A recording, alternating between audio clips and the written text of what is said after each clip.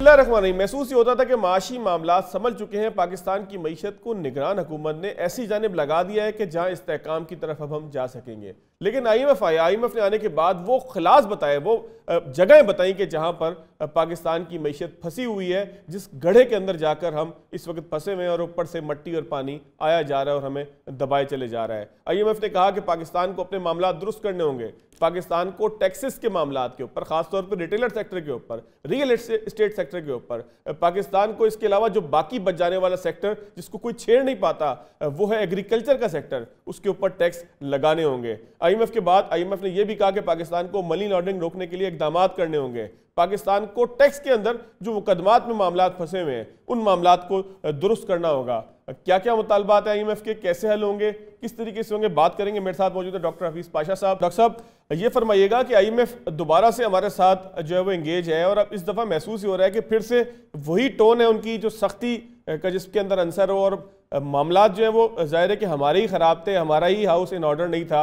अब महसूस होता है कि IMF ने उन तमाम चीज़ों के ऊपर हमें बताना शुरू किया है, जिस तरीके से वो ये कहते हैं कि जी आपकी जो एक्सपोर्ट्स हैं उससे ज़्यादा आपके यहाँ से जो है वो मनी लॉन्ड्रिंग के मामला हो रहे हैं, आपकी मशकूक ट्रांजेक्शन्स हैं। साथ वो कहते हैं कि जी ज़राअत के ऊपर आपने ठीक से टैक्स नहीं लगाया, आपने रिटेलर्स के ऊपर टैक्स नहीं लगाया। तो ये तो वो तमाम जगह हैं कि जिनके ऊपर हम बड़े तवील अरसे से इस्लाहात के नाम पर कोशिश करते हैं, कुछ इम्प्लीमेंट करने की होता नहीं है। अब आपको क्या लगता है कि बिल्कुल वो पॉइंट आ गया है कि जहाँ पर इसके बगैर आगे नहीं चला जा सकेगा, ख़ासतौर पर IMF के साथ? बिस्मिल्लाहिर्रहमानिर्रहीम। देखिए, आगाज में तो ये हमें इम्प्रेशन दिया जा रहा था कि अल्लाह के फजल से बातचीत बड़ी जिसे कहते हैं पॉजिटिव टोन में हो रही है और हमारे केयरटेकर गवर्नमेंट ने बहुत से इक़दाम ले लिए हैं और इसके नतीजे में टारगेट्स तकरीबन मीट हो रहे हैं सितंबर वाले। तो अब कुछ दिनों के बाद में आहिस्ता आहिस्ता, जिस तरह आप कह रहे हैं कि कुछ IMF के ऑब्जेक्शंस या क्वेरीज आने शुरू हो गए हैं। सबसे अहम इस वक्त मेरे सामने 2-3 इश्यूज हैं जिसको IMF ने यकीनन रेज किया है, जिसका कुछ आपने भी जिक्र किया। सबसे पहले इस वक्त पाकिस्तान को जो सबसे बड़ा प्रॉब्लम आने लगा है फिर से, और वो है एक्सटर्नल फाइनेंसिंग गैप। जनाब, वो क्या है? वो ये है कि पाकिस्तान का ख्याल था कि इस साल अल्लाह के फजल से हम बाहर से जो पैसा आएगा कर्जों के तौर पर और दूसरे अशिया के जरिए, तो इंशाल्लाह पाकिस्तान के रिजर्व्स जो साल के आगाज में सिर्फ 4.8 अरब डॉलर से वो बढ़कर 9 अरब डॉलर तक चले जाएंगे। और ये हासिल करने के लिए IMF का जो स्टैंड बाय फैसिलिटी है, जो जुलाई में शुरू हुआ, जिसके नतीजे में 4.2 अरब डॉलर नया पैसा आया, तो सबका ख्याल ये था कि पाकिस्तान निकल आया है। बिल्कुल। उधर हुआ ये है कि पिछले 4 महीने में तकरीबन आपके रिजर्व्स में नुमाया तौर पर तकरीबन 1.5 अरब डॉलर की कमी आई है। बिल्कुल। और आप 9 अरब डॉलर से फिर दूर जाना शुरू हो गए हैं। तो ये फाइनेंसिंग इशू है। IMF यकीनन इसको रेस करेगा। पाकिस्तान का जो रिक्वायरमेंट है वो पूरा होने में इस वक्त लग ये रहा है कि बड़ा खतरा है। दूसरा इशू जो है जो आपने रेस किया कि पाकिस्तान के रेवेन्यूज जो पहले क्वार्टर में माशाल्लाह FBR ने टारगेट जरूर हासिल किया, जी सर, मगर हो ये रहा है कि आपके दरामदाद में इतनी तेजी से इजाफा नहीं हो रहा है और आपके जो टैक्सेस हैं जो इंपोर्ट्स पे मुनस्सिर हैं लेवल पे, उनकी रफ्तार कम हो गई है। ठीक है। और खतरा पहुंच रहा है कि रेवेन्यू टारगेट हासिल शायद ना हो। बिल्कुल। उस पे IMF ने कहा है probably as an emergency provision कि आप 3 सेक्टर्स पे टैक्सेस को बढ़ाने की कोशिश करें। एक तो आपने ठीक कहा, आपका रियल एस्टेट है, फिर आपका ट्रेड सेक्टर है, रिटेल, और तीसरा एग्रीकल्चर। तीसरा इशू जो है, जो मैं समझता हूँ अहम है और मैं जल्दी इसको मुकम्मल करूंगा, और वो ये है कि रुपए की कदर में कुछ अरसा पिछले दिनों इजाफा होता रहा। जी सर, बिल्कुल बिल्कुल। ये बात है जबकि एक करेंसी की रिजर्व्स गिर रही हैं और नीचे जा रही हैं और आपके रुपए की कदर बढ़ रही है। फिर कुछ अरसे से ये फिर से गिरना शुरू हुआ है। आईएमएफ ये पूछेगा कि ऐसा सिलसिला क्यों हुआ और क्या होने वाला है रुपए के बारे में। तो ये 3 मेरे सामने अहम इश्यूज खड़े हुए हैं। अब देखिए आगे चलकर पॉलिसी टॉक्स में क्या होता है। अच्छा डॉक्टर साहब, ये फरमाइएगा कि रुपए का अगर मामला हम ये करें तो हमें तो ये फील आई थी, मतलब बीइंग स्टूडेंट, कि हमें ये लगा था कि हमने लीकेज रोकी है, अफगान ट्रेड के ऊपर कंट्रोल किया है, उसके नतीजे में रुपया हमारा बेहतर हुआ है और आईएमएफ इसको अप्रिशिएट करेगा कि आपने अपने जो जंबील थी उसके अंदर जो सुराख था उसको बंद किया है, लिहाजा ये जो है वो सूरत हाल बेहतर हुई है। तो आपको लगता है कि वहाँ पर भी कुछ सवाल उठता है और आईएमएफ कहीं पर ऐसा है कि नाराज़ होगा कि भाई गड़बड़ है यहाँ पर भी? देखिए बात यह है कि आईएमएफ के साथ जो आपकी अंडरस्टैंडिंग हुई थी स्टैंड बाय फैसिलिटी पे, जब आपने दस्तखत किया था हम्म। पाकिस्तान में, तो उस वक्त आपने ये कहा था कि हम अब दरामदात पर कोई फिजिकल कंट्रोल नहीं लगाएंगे, जिस तरह पिछले साल हमने तकरीबन राशनिंग कर दी थी हम्म। इंपोर्ट्स की। हम्म। तो इस साल हम दरामदात को कंट्रोल करने के लिए एक market based exchange rate policy अख्तियार करेंगे। हम्म। अब ये मार्केट बेस्ड एक्सचेंज रेट जो है कुछ अर्सा गिरा साल के आगाज में, फिर अक्टूबर के महीने में बड़ी तेजी से फिर रुपए की कदर में इजाफा हुआ। आपने ठीक कहा कि कुछ इसका अफगान ट्रांजिट ट्रेड का असर है, कुछ ये भी है कि स्टेट बैंक ने एक्सचेंज कंपनीज पर एक तरह से हमला कर दिया बिल्कुल। रेगुलेटरी, और उनके रिक्वायरमेंट्स कैपिटल वगैरह कर करा के वो ओपन मार्केट ऑपरेशंस को बहुत हद तक खत्म कर दिया। बिल्कुल।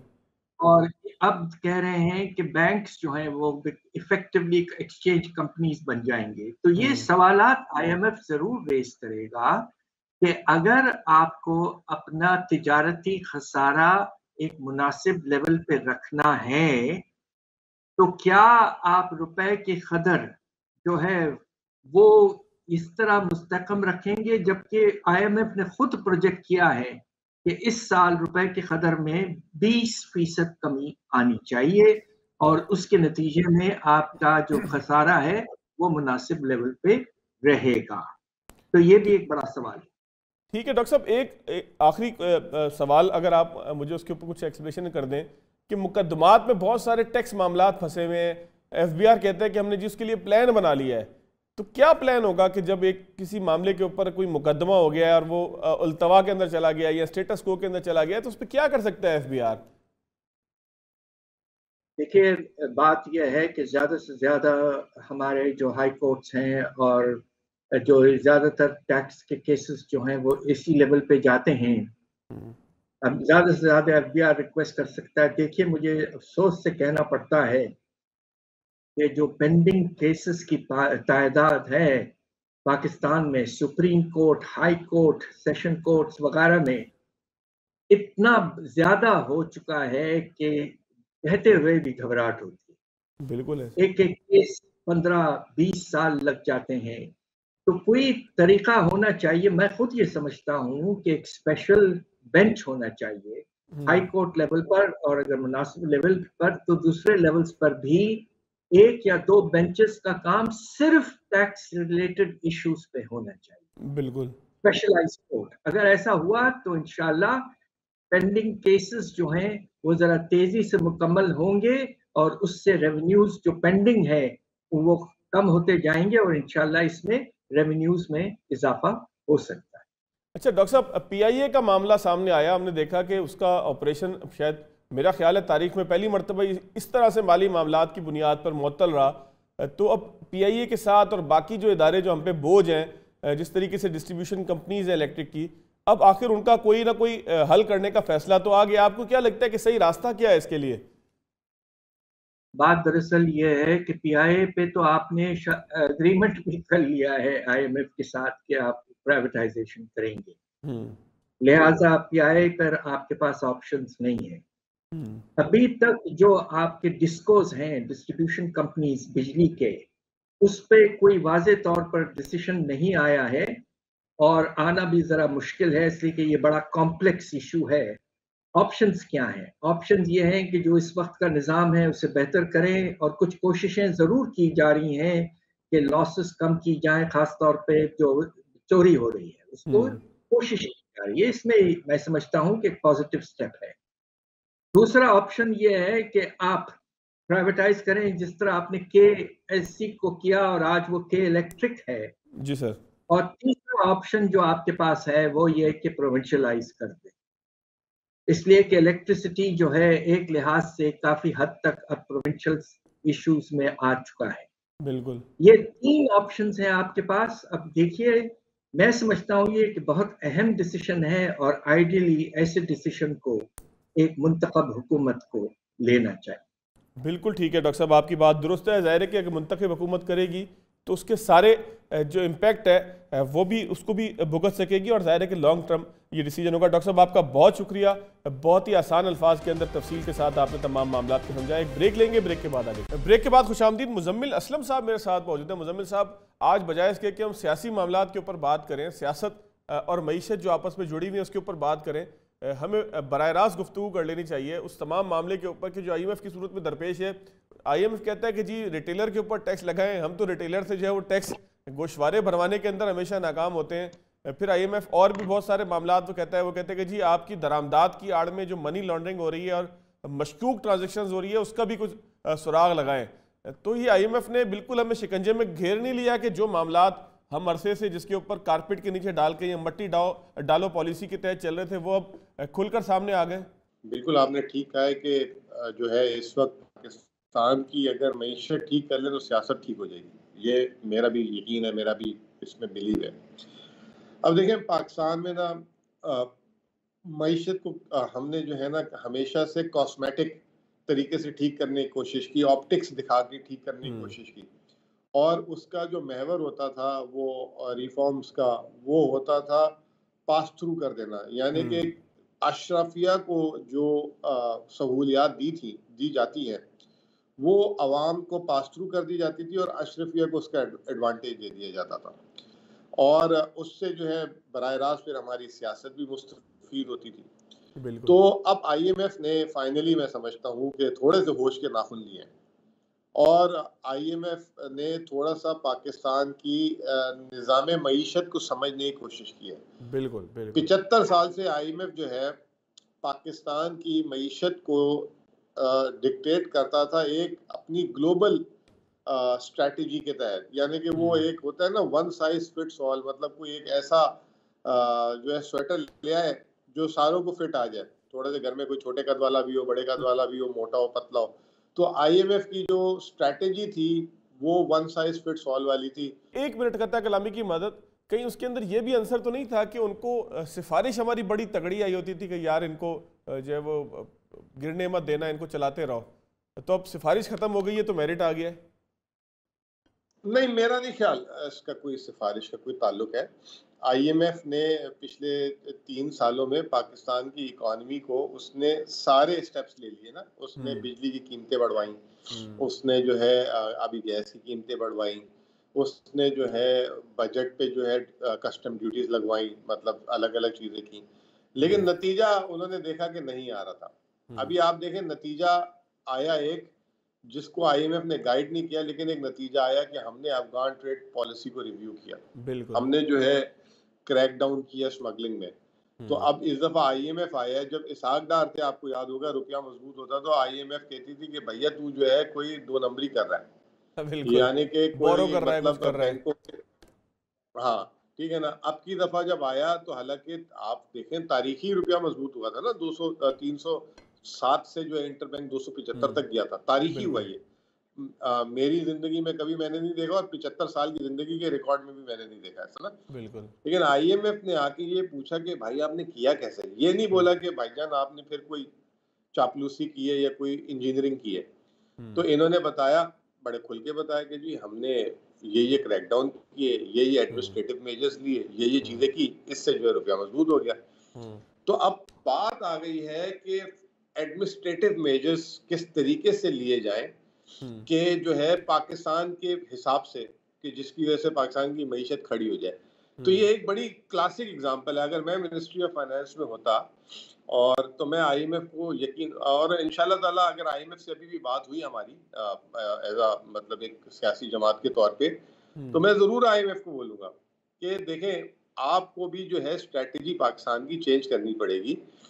आप कहते हैं टैक्स बढ़ाओ, दुनिया में जो है मुकाबला हो रहा है कि जो मुल्क टैक्स कम करेगा उस मुल्क में सरमायाकारी जाएगी। आपके सामने मिसाल है दुबई की, ठीक है ना।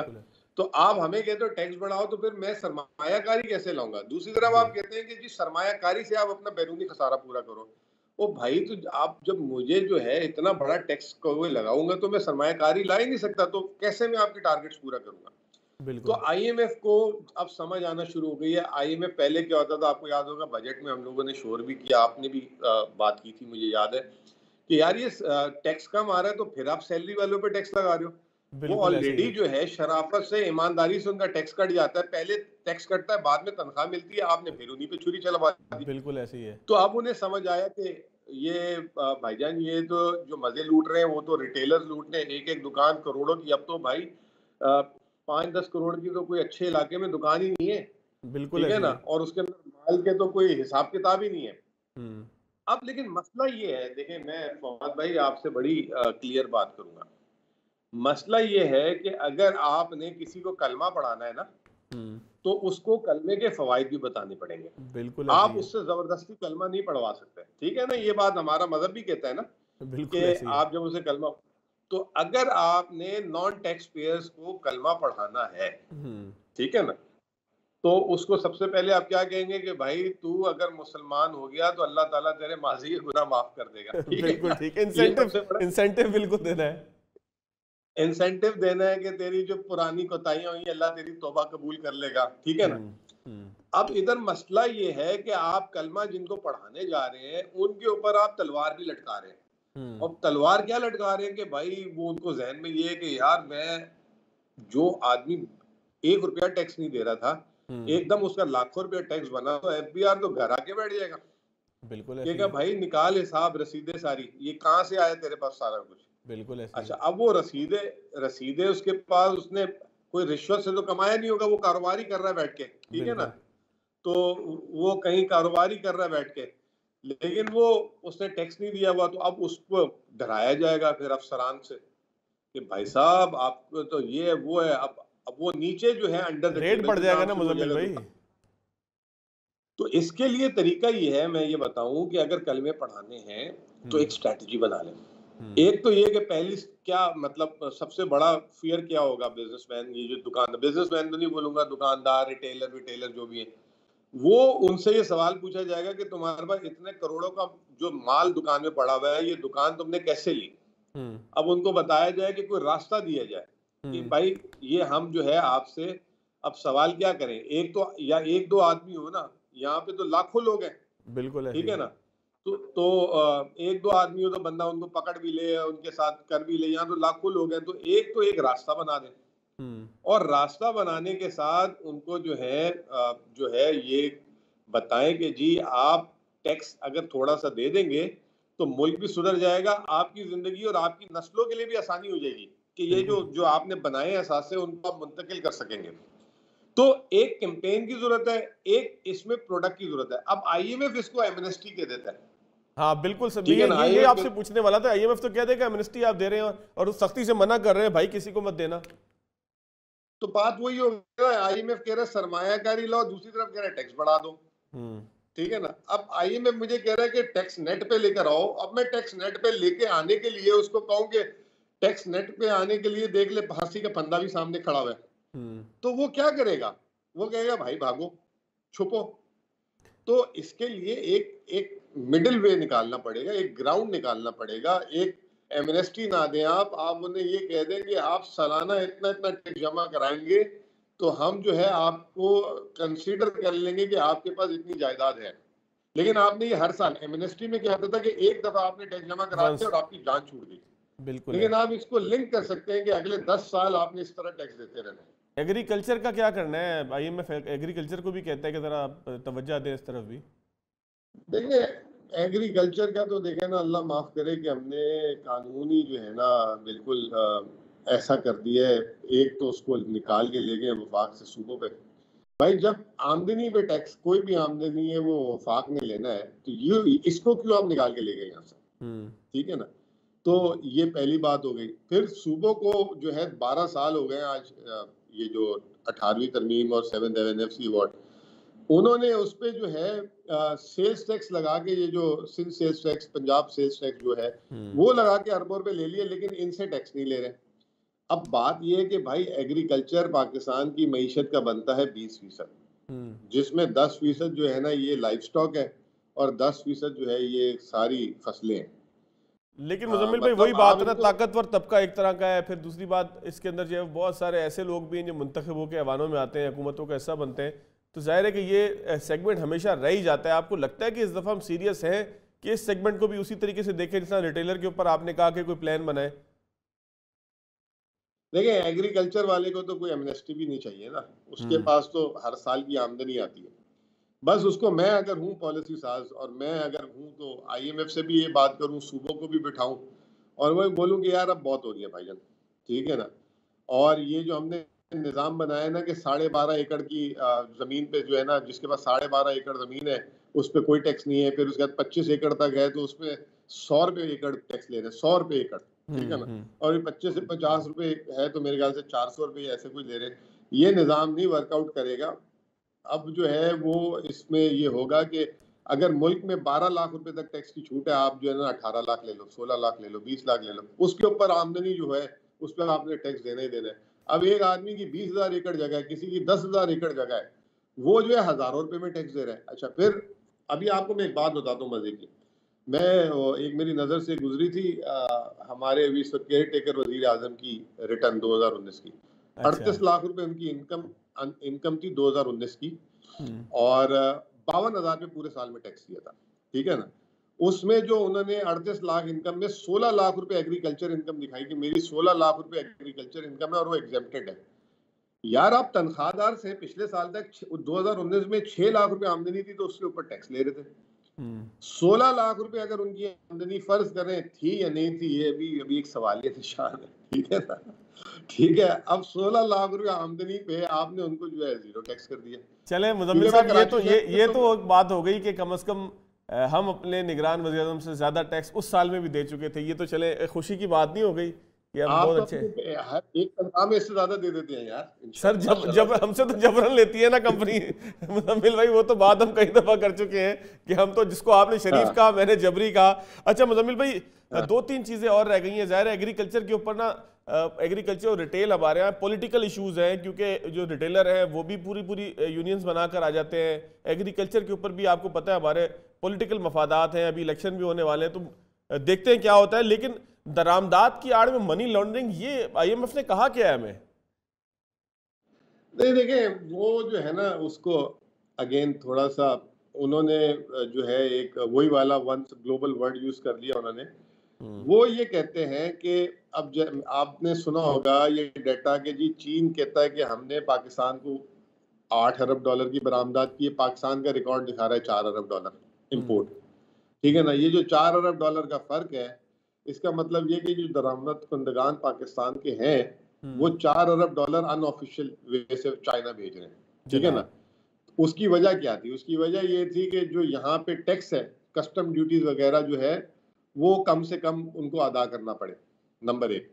नंबर 2 जो है, ये पाकिस्तान ये चीज दरामद होती है लेकिन वो अफगान ट्रेड ट्रांजिट के थ्रू जो है पाकिस्तान में दाखिल हो जाती थी। तो वो यानी कि चीन दिखा रहा है कि पाकिस्तान के ताजिर से खरीदी ये चीज, लेकिन वो चीज अफगानिस्तान के रूट पे चली जाती थी, अफगानिस्तान से घूम के आ जाती थी। तो इसमें जो पॉलिसी स्टेप, बड़ा अच्छा स्टेप ले चुके हुए हम, एक स्टेप ले चुके हुए हमने अफगान ट्रेड ट्रांजिट बंद की, एक हमने स्मगलिंग, अब आजकल पता नहीं हो रही है नहीं हो रही, लेकिन स्मगलिंग इसहाक डार तो रोज रोना पीटना करते थे, फिर वो वापस SIFC और इन्होंने कंट्रोल किया। दूसरी चीज हो गई। तीसरी ऑटोमेटिक है यार, आप अगर एक चीज दरामद होती है उसमें पहले कस्टम ड्यूटी लेते हो, फिर उसके ऊपर इनकम टैक्स लेते हो, फिर उसके ऊपर एक्साइज लेते हो, फिर एडिशनल इनकम टैक्स लेते हो, फिर एडिशनल कस्टम ड्यूटी लेते हो, फिर सेल्स टैक्स लेते हो, फिर एडिशनल सेल्स टैक्स लेते हो, फिर एक्साइज ड्यूटी लेते हो। 9 किस्म के टैक्स आप एक चीज पे लगा देते हो, और आखिर में वो 2-250% बन जाती है एक कॉस्ट का। पता नहीं कितने, कोई 40% जो जीरो कस्टम ड्यूटी वाला आइटम भी है ना, वो 40% बन जाती है। और जैसे जैसे कस्टम ड्यूटी बढ़ती है ना, तो वो 400% तक भी बात चीजों की चली जाती है, ठीक है ना। अब आप ऐसे नाजायज अपने टैक्स पूरे करने के लिए जब आप टैक्सेस लगाओगे, तो फिर वो हर आदमी जो है कोई ना कोई रूट बनाएगा, यार आप उसको आसान करें, कम से कम करें, ऑफिशियल तरीके से आए, ये मामला खुद हल हो जाएगा।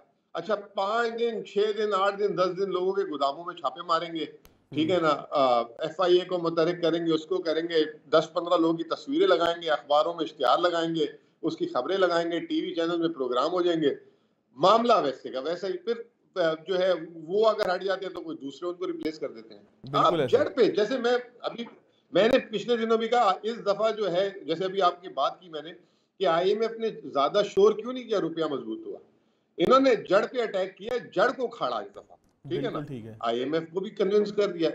तो इसमें भी ये बजाय ये कि जो है हमारे इदारों को मुतहरिक करके, फिर इदारे ही आपको पता है फैसिलिटेट करते हैं।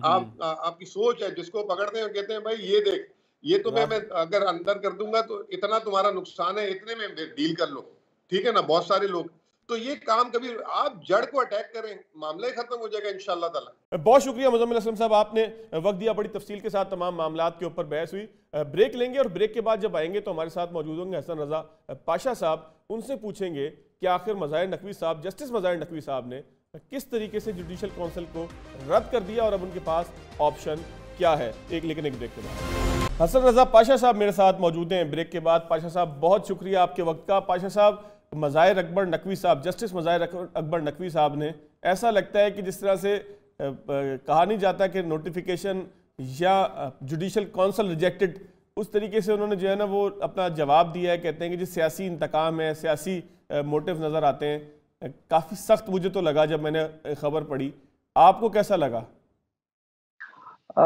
देखें, कौन सी सियासत, वो ना तो वो सियासत करते हैं और ना ही सुप्रीम जुडिशल काउंसिल के कोई रुकन सियासत करते हैं। जुडिशरी के साथ इनका भी तल्लक है और उनका भी तल्लक है, तो कहाँ की सियासत आ गई भाई। तो बात ये है कि इसको पाकिस्तान बार काउंसिल और बाकी जो प्रोविंशियल बार काउंसिल्स हैं, उन्होंने रेफरेंस फाइल किए बामी मशावरत के साथ और इस नतीजे पे पहुंचे कि अगर तो ये जज साहब पे इल्ज़ामात हैं तो ये क्लियर होने चाहिए, और अगर इल्ज़ामात नहीं है और सच्ची बातें हैं तो इनके खिलाफ आर्टिकल 209 के तहत कार्रवाई होनी चाहिए। बिल्कुल। वो क्यों अवॉइड कर रहे हैं अपनी जो ऑडियो लीक है उसकी फोरेंसिक कराने में? उनको बल्कि आगे बढ़ना चाहिए। उनको चाहिए कि हाँ जी, मेरी आवाज़ नहीं है या मेरी जो बात है परवेज इलाही के साथ वो कट करके या पैचेस लगाए गए हैं, जो भी है, तो उनको फेस करना चाहिए। मैं नहीं समझता कि उनको अवॉइड करना चाहिए। लेकिन पाशा साहब, आपको लगता है कि उनका इस तरीके से यकसर मुस्तरद कर देने का जो मामला है, ये भी एक इंतहा की तरफ जाता है और ये कोई मुनासिब अमल नहीं है? उनको जो है वो फेस करना चाहिए था उन तमाम चीज़ों को कि जो इल्ज़ामात की सूरत में उनके ऊपर हैं, और आप लोगों ने भी तो यही मुतालबा किया है ना कि उसको क्लियर किया जाए। मैं यही अर्ज कर रहा हूँ कि उनको 15 दिन का टाइम मिला था शोकाज नोटिस का जवाब देने का, और उन्होंने बजाय जवाब देने के उन्होंने सुप्रीम जुडिशल काउंसिल के मुअज़्ज़ज़ अरकान पर एक तो एतराज़ात शुरू कर दिए। एतराज़ करना उनका हक है, लेकिन कोई सब्सटेंस होना चाहिए। अब कहाँ की सियासत, सियासी मोटिफिकेशन, पॉलिटिकल मोटिफिकेशन कहाँ से आ गई, मुझे ये बता दें। क्या किसी भी जज साहब का किसी पार्टी के साथ ताल्लुक है? कौन सी पॉलिटिक्स है इनकी? ये खुद जिस तरीके से इन्होंने लाहौर हाई कोर्ट में काम किया, वो आ गए सुप्रीम कोर्ट में आउट ऑफ द वे जाके, और वापस आके यहाँ पहुंच के उन्होंने जिस तरीके से काम किया। अब बात सिर्फ इतनी है कि क्या जो प्रॉपर्टी उन्होंने परचेज किया है बियॉन्ड हिज मीन्स है, उनकी जो आमदन है उससे ज्यादा के असासे वहां पे मौजूद हैं, और कुछ जो सेल्स एंड परचेज 2 दिन में एक प्रॉपर्टी, एक प्लॉट पहले एक पार्टी को मुंतकिल हुआ, फिर उससे कम कीमत पे फिर इनको मुंतकिल हुआ, सिर्फ ये जाहिर करने के लिए कि इस प्रॉपर्टी की इतनी वर्थ नहीं है। हालांकि उस प्रॉपर्टी की वर्थ 2 अरब रुपए है, जो इन्होंने 13 या 14 करोड़ उसको जाहिर किया है। तो ये सारी चीजें सामने आ जाए तो कोई मजायका नहीं है। अच्छा पाशा साहब, आपको कितना फर्क लगता है अगर आप जस्टिस काजी फायज ईसा के केस पे फिर उनका जो कंडक्ट था जुडिशल काउंसिल के साथ, उसके साथ जब आप कंपेयर करते हैं तो आपको अप्रोप्रिएट क्या फील होता है दोनों में से ज्यादा? बड़ी इंटरेस्टिंग बात आपको बता रहा हूँ कि जस्टिस काजी फायज ईसा साहब के खिलाफ जब रेफरेंस दायर हुआ तो तमाम बार एसोसिएशन, बार काउंसिल्स, वकला के तमाम धड़े उनके पीछे खड़े थे, उनके साथ थे और सपोर्ट कर रहे थे।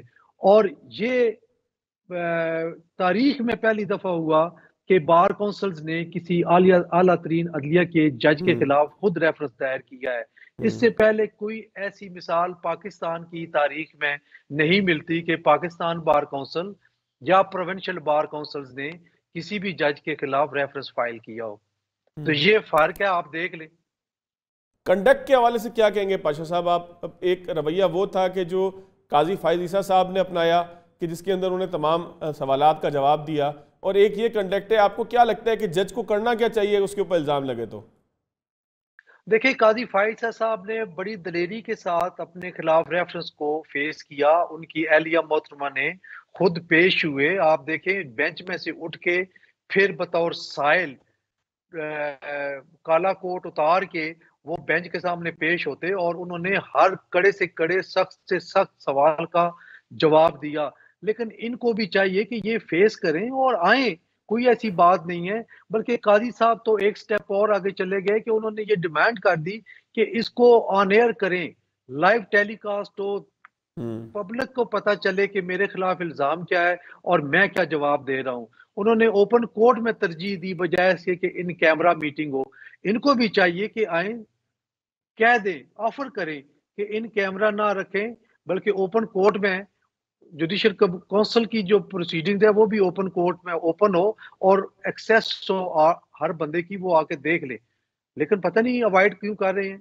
अच्छा, एक आखिरी चीज़ पाशा साहब मुझे ये थोड़ा सा फरमाइएगा कि इस तरह की तकसीम अगर सामने आ जाए, इतनी पाकिस्तान की आला अदलिया है कि जिससे इंसाफ का जो है वो पूरा तराजू जहाँ से घूमता है या पूरा पहिया जहाँ से घूमता है चलता है, लोगों की तवक्को होती है, वहाँ पर इस किस्म की तकसीम आ जाए कि जी किसी के खिलाफ कार्रवाई हो तो वो दूसरे पे इल्ज़ामात लगाना शुरू कर दे, साथ ही जजेस के ऊपर लगाना शुरू कर दे, हम ख्याल बेंचेस की आवाज़ आए, तो कितना को नुकसान पहुँचेगा इससे हमारी अदलिया को, इंसाफ के पूरे सिस्टम को? देखिए, ये बड़ी बदकिस्मती है कि आला तरीन अदलिया में ग्रुपिंग का तासुर बड़ा वाजे हो के उभरा है पिछले कुछ सालों में, और इसको अनडू करने के लिए मैं समझता हूँ कि मौजूदा चीफ जस्टिस साहब ने कोशिश की और सबसे पहला जो उन्होंने काम किया, फुल कोर्ट मीटिंग बुलाई जो 2019 के बाद 2023 में हुई है। और आपको याद होगा कि जब जनाब जस्टिस उमर अता बंदियार साहब चीफ थे तो हमने बारहा ये कहा था कि आप फुल कोर्ट मीटिंग बुलाएं ताकि जजेस का कथारसिस जो है वो वहां पे अपने गिले शिकवे दूर करें। जो बातें बाहर आ रही हैं वो इतनी खतरनाक है कि ना तो इस इदारे के लिए बेहतर है और ना ही मुल्क के लिए। तो वही हुआ कि आज एक वाज़ेह तकसीम नजर आ रही है और हम ये समझते हैं कि जस्टिस काजी फायज साहब को कोशिश करनी चाहिए दोबारा फुल कोर्ट मीटिंग बुलाएं, तमाम जजेस बैठें और एक दूसरे के साथ मिल के काम करें। बिल्कुल ठीक है पाशा साहब, आपका बहुत शुक्रिया। आपने बड़ी खूबसूरत बात अगर की है कि अगर पाकिस्तान को आगे बढ़ना है तो जजेस को आपस में साथ बैठना होगा ताकि ये तासुर ना आए कि इतनी आला सतह के ऊपर भी कोई तकसीम या तफरीक का अंसर। आज के प्रोग्राम से इतना ही, इजाज़त दीजिएगा।